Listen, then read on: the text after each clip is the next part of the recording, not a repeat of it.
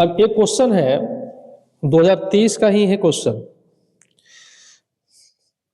2023 में पूछा हुआ क्वेश्चन है, थर्ड क्वेश्चन, स्टेट एंड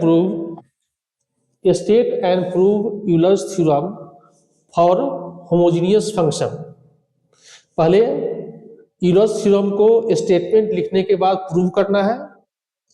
उसके बाद if u equals tan inverse x plus y upon root x plus root y then show that या prove that, इसको प्रूव करना है। x into del u del x plus y into del u del y equals to 1/4 sine 2u, इसको prove करना है। तो पहले हल्का चीज है, थोड़ा सा प्रैक्टिस कर लेगा तो बड़ा आसानी से हो जाएगा। पहले स्टेटमेंट लिखेंगे। पहली बात याद रखना कि फंक्शन कैसा होना चाहिए, होमोजेनियस फंक्शन। तो स्टेटमेंट में लिखेंगे if u equals to function of x y be homogeneous function of two independent variables x and y of the degree n, then x into del u del x plus y del u del y equals to n into u. n क्या है? n है जो function है उसका degree है, ठीक है। अब ये होमोजेनियस फंक्शन क्या होता है? होमोजेनियस फंक्शन का मतलब होता है कि उसमें जो भी वेरिएबल होगा, 2 वेरिएबल्स होगा तो 2 वेरिएबल्स, 3 वेरिएबल्स होगा तो फिर 3, जो प्रोडक्ट के फॉर्म में है उसके पावर को ऐड करेंगे। तो पावर को ऐड करने पर, जैसे इसमें मान लो एक्स वाई का पावर ऐड होगा तो अल्फा 1 प्लस बीटा 1, इसका वैल्यू अल्फा 2 प्लस बीटा 2, इसका वैल्यू अल्फा 3 प्लस बीटा 3 का वैल्यू सबका सेम आना चाहिए। होमोजेनियस का मतलब होता है कि प्रत्येक टर्म में वेरिएबल के पावर का सम हमेशा इक्वल आना चाहिए। तो चूंकि कितने डिग्री का है, ये डिग्री n का है, इसलिए अल्फा 1 प्लस बीटा 1 अल्फा, इसका सम कितना होगा? n होगा। अब डिफरेंशिएटिंग इक्वेशन 1 को, तो इसको 1 मानते हैं, इसको 2 मानते हैं। डिफरेंशिएटिंग इक्वेशन 1 को पार्शियली डिफरेंशिएट करते हैं x के रेस्पेक्ट में। तो पार्शियल डिफरेंशिएशन में क्या होता है, जब x के रेस्पेक्ट में करेंगे तो y कांस्टेंट होगा, y के रेस्पेक्ट में करेंगे तो x कांस्टेंट होगा।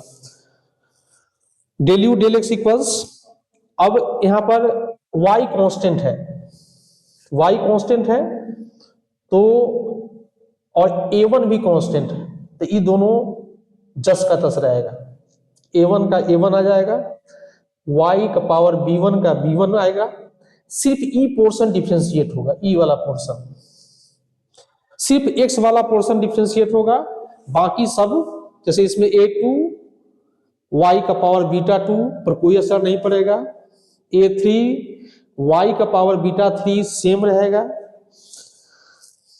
तो अब इसमें देखिए, इसका हो जाएगा अल्फा 1 इंटू एक्स का पावर अल्फा 1 माइनस 1, इसमें हो जाएगा अल्फा 2 से गुना हो जाएगा, अल्फा 2 माइनस 1 हो जाएगा। माने एक्स का पावर कोई भी कांस्टेंट होता है तो क्या होता है, पावर से मल्टीप्लाई होगा और एक पावर डिक्रीज कर देगा। अब क्या करते हैं, दोनों साइड में एक्स से मल्टीप्लाई करते हैं, multiplying both sides by x. अब इस एक्स से मल्टीप्लाई करने से इस पूरे इक्वेशन पर क्या असर पड़ेगा, अगर एक्स से इसको मल्टीप्लाई करते हैं तो पूरे इक्वेशन पर असर, इसका स्क्रीनशॉट ले लो।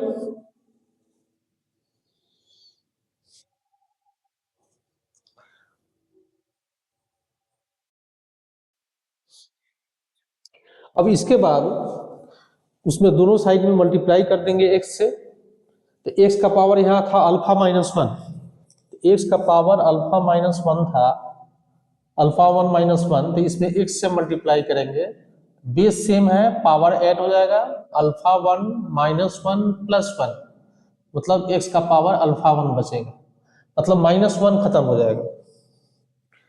यहाँ बेस सेम है, पावर ऐड होगा, 1 से 1 कैंसिल हो जाएगा, मतलब दोनों तरफ अगर x से मल्टीप्लाई करेंगे तो यही पोर्शन आएगा, x का पावर अल्फा 1, x का पावर अल्फा 2, x का पावर अल्फा 3 -1 उस समय से खत्म हो जाएगा।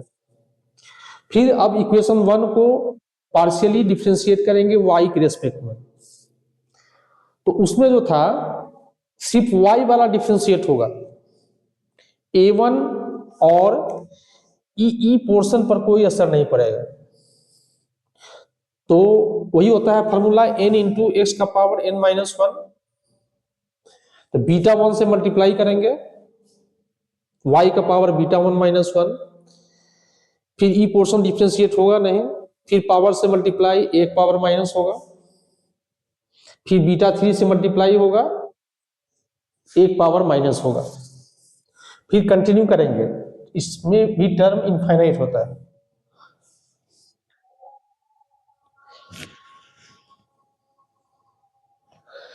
दोनों तरफ जो है हम लोग क्या करेंगे, दोनों तरफ y से मल्टीप्लाई कर देंगे, तो फिर यहां पर क्या होगा, इसमें y से गुना होगा, तो फिर बेस सेम होगा, पावर ऐड होगा, तो -1 खत्म हो जाएगा, फिर यहां पर चला आएगा, यहां से -1 खत्म होगा, ई चला आएगा, और -1 यहां से भी खत्म होगा, ई चला आएगा। अब क्या करेंगे, इक्वेशन 3 और 4 को ऐड कर देंगे। 3 वाला ई पोर्शन है, लेफ्ट साइड में लेफ्ट को ऐड करेंगे, लेफ्ट साइड में लेफ्ट को ऐड करेंगे, राइट साइड में राइट को ऐड करेंगे, तो लेफ्ट साइड में इतना प्लस इतना हो जाएगा, x del u del x plus y del u del y. अब इन दोनों में देखो, ई पोर्शन जो है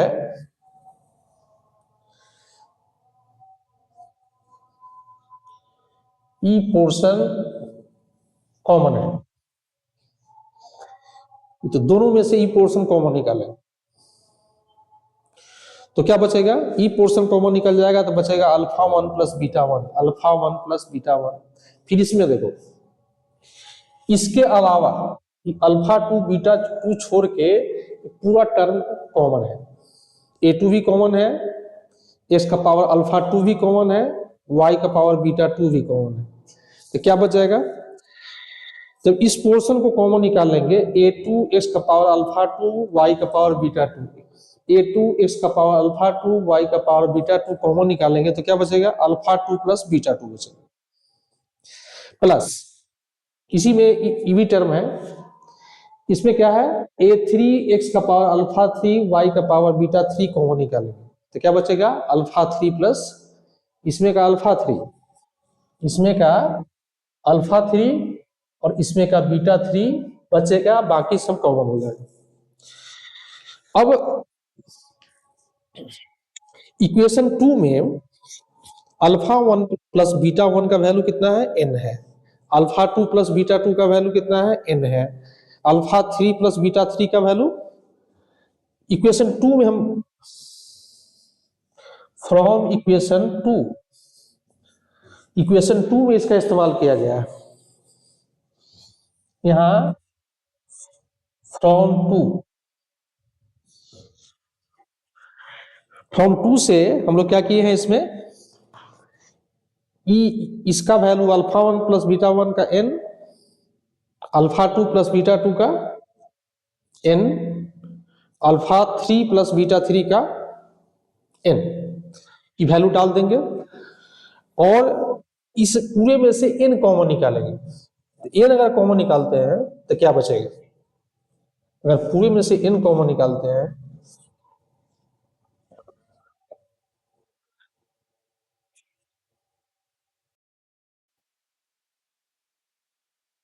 अब देखो इक्वेशन 3, 4 को ऐड करेंगे, वहां पर ऐड किए थे, तो लेफ्ट साइड में था x del u del x, y del u del y, और राइट साइड से n कॉमन निकालेंगे, राइट साइड से राइट साइड से n कॉमन निकालेंगे। क्या करेंगे, राइट साइड से n कॉमन निकालेंगे और जो बचेगा, जो भी पोर्शन बचेगा वो इक्वेशन 1 में उसका वैल्यू u दिया हुआ है, इक्वेशन 1 से इसका वैल्यू u डालेंगे, hence Euler theorem is proved. इसी में सेकंड पार्ट दिया हुआ है, सेकेंड पार्ट है u equals to tan inverse x plus y upon root x plus root y. इसको यूलर्स थ्योरम को अप्लाई करके, जिसको तुम प्रूव किया है, स्टेट एंड प्रूव में हम लोग स्टेटमेंट लिखे, उसको प्रूव किए, उसके बाद अब सेकेंड पार्ट में है कि उस यूलर्स थ्योरम का इस्तेमाल करके कुछ दिखाना है, कुछ प्रूव करना है। तो पहले हम लोग, पहला कंडीशन इसका है कि इसको होमोजीनियस फंक्शन साबित करना होगा। जब तक होमोजीनियस फंक्शन साबित नहीं होगा तब तक जो है यूलर्स थ्योरम का एप्लीकेशन इस पर नहीं होगा। तो इसमें से इनवर्स हटाएंगे, tan को इधर लाएंगे तो इसका इनवर्स खत्म हो जाएगा। ऊपर से x कॉमन निकालेंगे, नीचे से रूट एक्स कॉमन निकालेंगे। अब एक चीज है, यहां पर रूट एक्स का मतलब क्या होता है, रूट एक्स का मतलब होता है पावर 1/2। तो रूट एक्स का मतलब पावर 1/2, तो x अपॉन रूट एक्स का मतलब रूट एक्स हो गया, मतलब x का पावर 1/2। और बाकी जो भी टर्म है कांस्टेंट छोड़ के वेरिएबल वाला टर्म y बाई एक्स के फॉर्म में है, y बाई, तो x का power 1/2 y function of y by x. अगर फंक्शन y बाई एक्स के फॉर्म में होता है तो उसको बोलते हैं होमोजीनियस फंक्शन, और जो x का पावर होता है वही उसका डिग्री होता है। तो डिग्री का मतलब n, n का मतलब 1/2। अब क्या करना है, अब इसमें जो है इस v पर, इसको v मान लिए हम लोग, tan u को v मान लिए, where v equals to tan u। ई कंडीशन है होमोजीनियस फंक्शन का।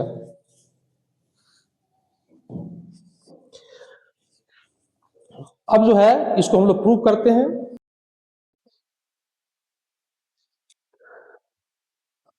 Applying Euler's theorem on v, v पर यूलर्स थ्योरम को अप्लाई करेंगे तो क्या होगा, x del v del x plus y del v del y equals to n into v। इसको हम इक्वेशन a मान लेते हैं। इससे पहले देखे थे हम लोग tan u को क्या माने थे, tan u को v माने थे। अब इसको दोनों को पार्शियली x और y के रेस्पेक्ट में डिफरेंशिएट करेंगे, तो डेल v डेल x इसका होगा sec square u del u del x हो जाएगा, फिर इसका हो जाएगा sec square u del u del y।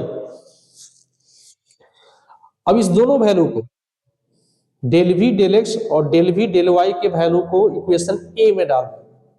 Form लिखा हुआ है, तुम लिख सकता है, putting the value of del v del x and del v del y in equation a। तो यहां पर हो जाएगा ई पोर्शन, y का y होगा, और फिर इसके स्थान पर हो जाएगा ई वाला पोर्शन 1/2, और v का वैल्यू है, v के स्थान पर डाल देंगे tan u। Sec square u common निकालेंगे।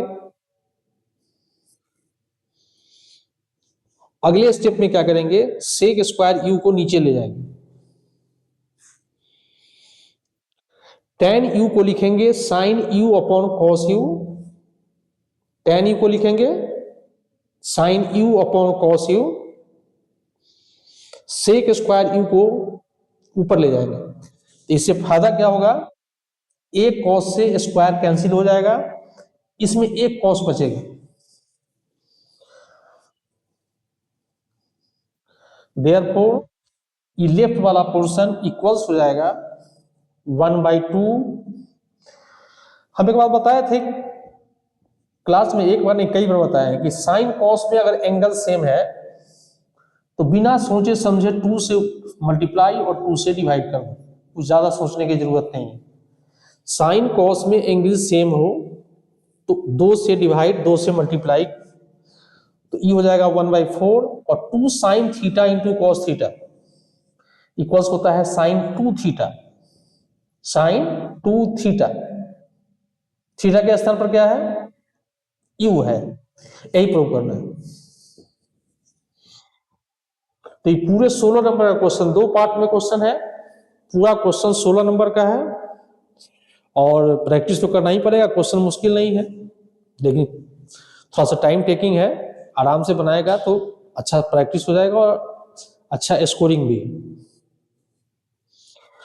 ठीक है, ओके। अब नेक्स्ट वीडियो में हम लोग फिर आगे के क्वेश्चन को सॉल्व करेंगे।